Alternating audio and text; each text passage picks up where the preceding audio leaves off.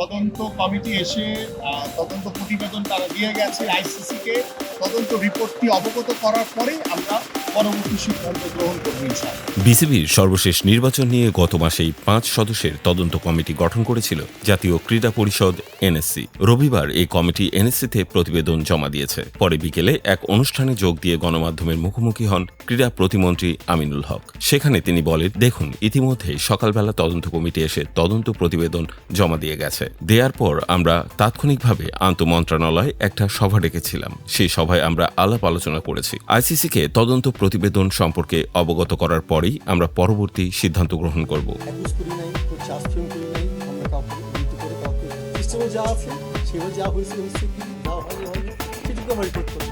এ সময় এক প্রশ্নের জবাবে ক্রীড়া উপদেষ্টা বলেন, ইতিমধ্যে তদন্ত প্রতিবেদন আমাদের কাছে জমা হয়েছে, সুতরাং তিনি যে অংশগ্রহণ করেননি নিশ্চয়ই সেই প্রতিবেদনের ভেতরে তা রয়েছে। আমরা সেটি যাচাই বাছাই করেছি। যে তিনি উপস্থিত হননি সেটা আমিও দেখেছি। আমরা আইসিসির সঙ্গে কথা বলে তারপর পরবর্তী সিদ্ধান্ত আমি আপনাদের জানাবো।